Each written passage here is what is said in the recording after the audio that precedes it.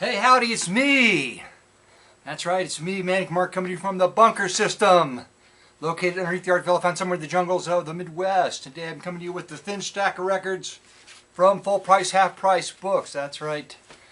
Today you think it was Saturday, because here I am, but it's not, it's Friday. That's right. Friday, had a day off.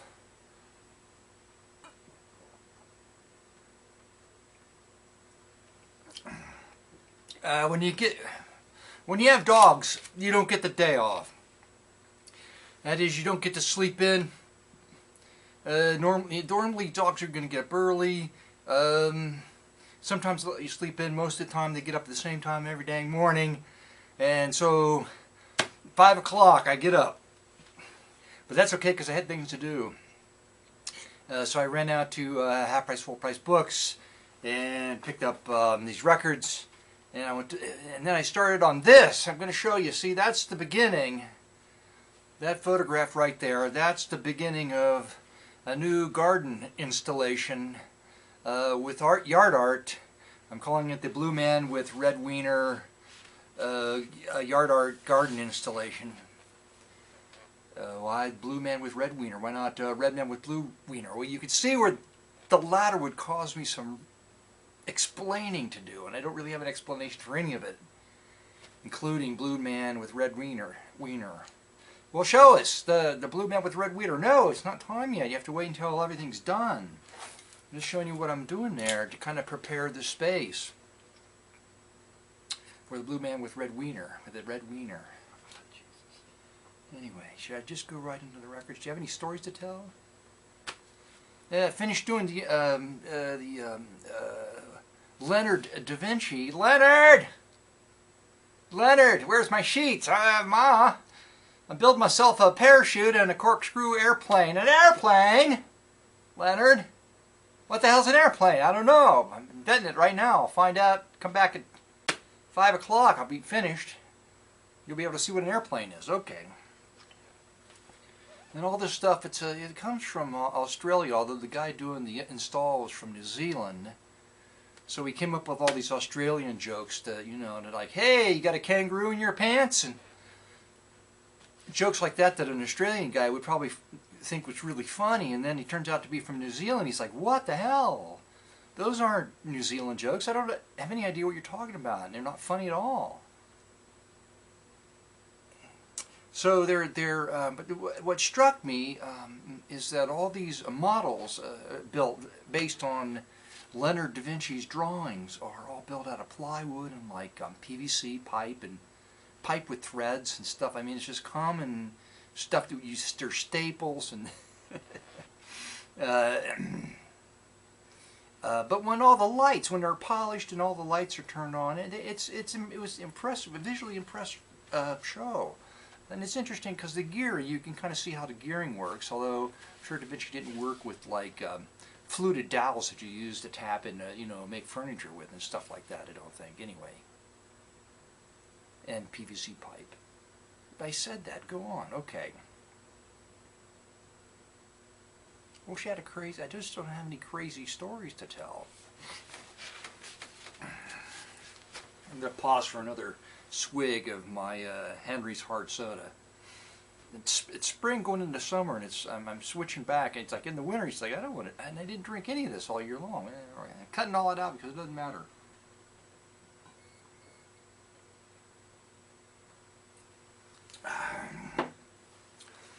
If you haven't stopped by to the Manic Mark bunker system in a while, I'm sitting next to Harvey Blatzman, the failed World War II army recruiter who looked very much like Hitler. I'm not going to go into it again because people who have been watching the past two videos are like, not again. Don't launch into the Harvey Blatzman stuff again unless you got something new, and I don't. Okay, just go right to the records then. Love is a many-splendored thing. It looks like a soundtrack album, but it's not. It's Richard Heyman, that's right, Richard Heyman doing tunes from movies, including Love is a Many-Splendored Thing with Jennifer Jones and William Holden, which is the photograph on the cover. It's Jennifer Jones and William Holden on the cover. Now I've got this one, but it's a groovy cover, so I had to buy it again because it was a pretty clean copy. So I picked that up again. Hollow Blue with, I think just one song by, it's, hell, Roy Osborne, It's Okay. Roy Osborne. For swinging, clapping, shouting time, get aboard that sweet swinging chariot. You know, when I looked at it, took a quick glance, it looked like a gypsy record. There are all those tambourines and colorful clothing and all that, but it's a gospel record on a Somerset.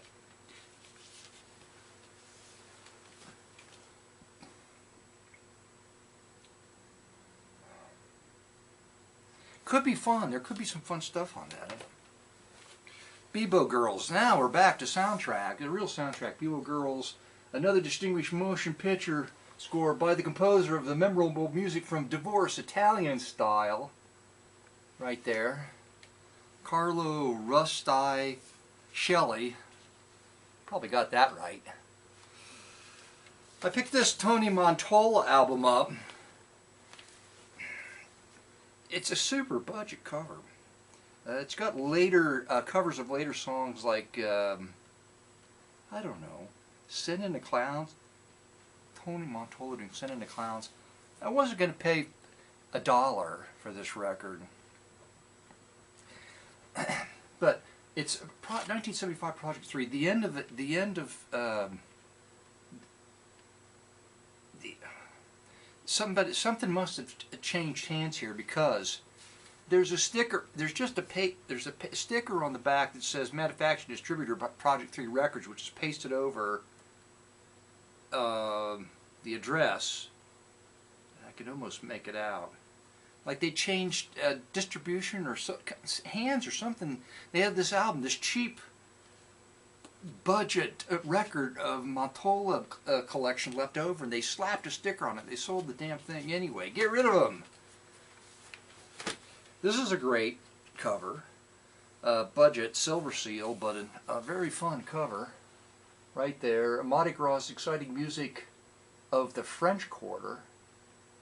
André Lebec. André? And his orchestra. Oh, gee whiz. Seems like I got this one, but not with this cover. I'm not sure. Get out of my way, Blatzman! Damn, you're crowding my style. I bought this because the cover was great. It's on RCA. I don't know what to expect out of it. Music for non-thinkers. I didn't have to think too hard about this before I paid $1 for it. Quickenheimer Sauerkraut Band, some kind of comedy pop band or some such nonsense. All the way back to 1958. Picked it up, clean copy. I've got this one, I think. Not exactly sure. Let's Cha-Cha. Tito Puente. Nice copy of that. RCA. It's 1957. Judy Garland album. You know, Judy's so well known. I normally wouldn't have picked it up, but she's doing something at the Grove, the Coconut Grove. Okay. I haven't seen this cover before, so I don't know. It's at the Coconut Grove, so it's got to be kind of an intimate, put together, kind of maybe sort of more of a Purple People Eater. What? You all out there are probably familiar with Judy Garland doing a cover of Purple People Eater. I'm not. I don't know. I might have to feature that. And another George Shearing and the Quintet album that I don't have, with a great cover. All right, a couple of babes out there with their well-heeled boyfriends on the strip or somewhere. I don't know. It's a fun photograph.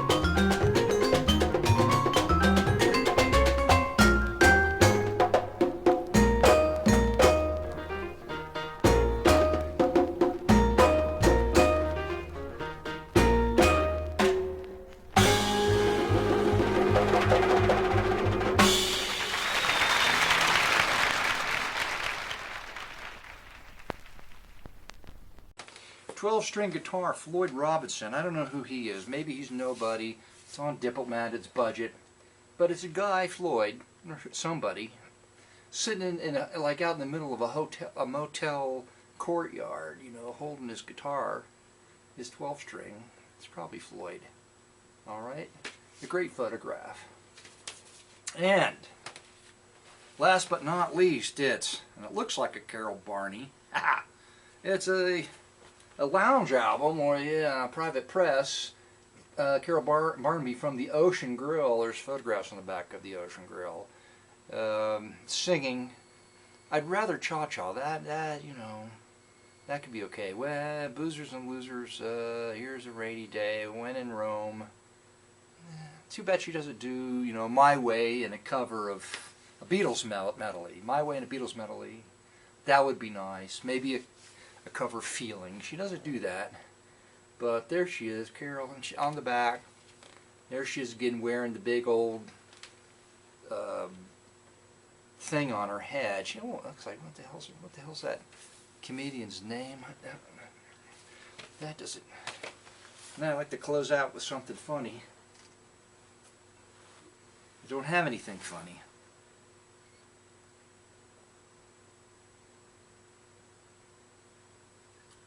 There was talk at work about having an art show at a big kind of well-heeled gallery in town of all the people that work where I work, and they're all, almost all of them are artists. And since I gave up art, I just went, oh, okay. And in addition to that, I can only imagine, as if many of them don't already know, having watched my videos, that if I hang any artwork, I might have some explaining to do at work the following Monday after the opening. And not because I drank too many beers at the reception, the opening, just because of the artwork. What the hell is that stuff? My 12-year-old could come up with stuff like that. No, your 12-year-old would probably come up with something without all of them. You know, the underlying, you know, woe and misery, I think. Your 12-year-old would probably just come up with like robots and kittens and a field of daffodils, and not all the, you know, everything that the depth. How could your 12-year-old match the depth of my work? I shouldn't go into all that.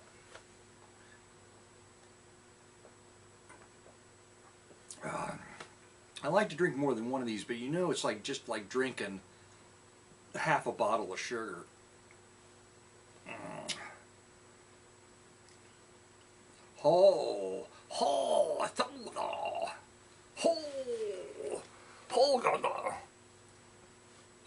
Button.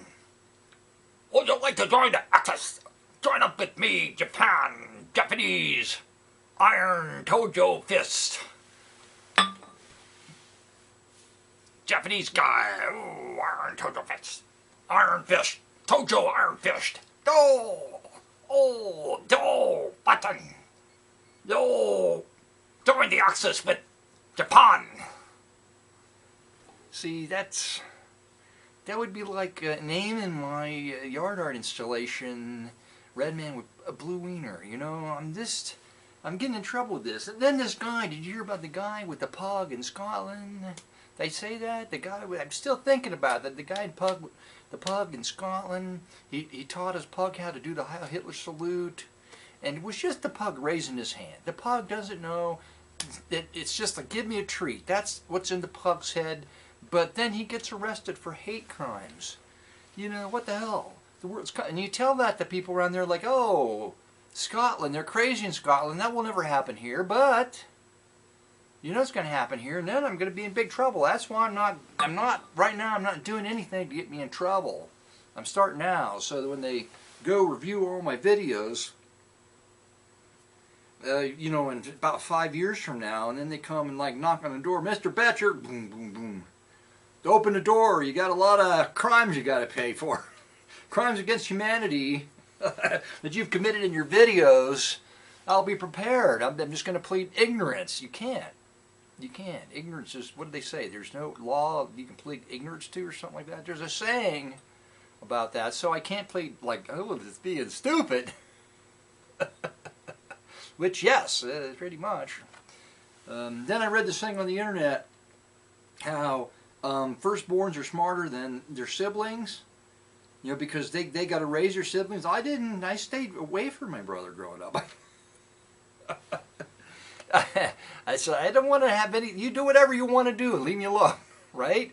Okay. I can't remember showing him how to do anything. He didn't care. Like, don't leave me alone. Leave you alone. Leave me alone. You know. So it's like, we get the hell out of each other's way and we're going to do our own thing. That's why my brother and I today are equally as smart as one another. Although he's pretty much smarter than me, and because of, you know. My mom wasn't taking like medication or something when she had him, so you know he wasn't damaged in some ways that I was damaged.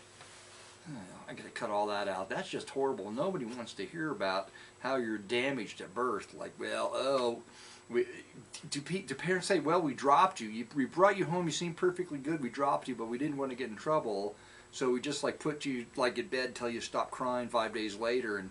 But you were goofy from there on out, and we weren't sure. Maybe you could have been, you know, discovered the new theory of the black hole, how you can suck in a spaceship and spit it out the other end. But no, you grow up and you don't do anything. It's not that you're a bad child, and you didn't grow up to be a bad adult, but it's just like, what? What are you going to do? Oh my God. The trouble when you make a video and your allergies are acting up, because when your allergies act up, it affects your brain. And when your allergies affect your brain affects what comes out of your mouth. And it's like, your brain's like, hey, I don't know how to end the video. Why do you keep asking me to come up with something like witty and humorous at the end of every video when there's nothing up here? Stop it. Leave me alone. Okay, brain, let's just go straight to the musical sample.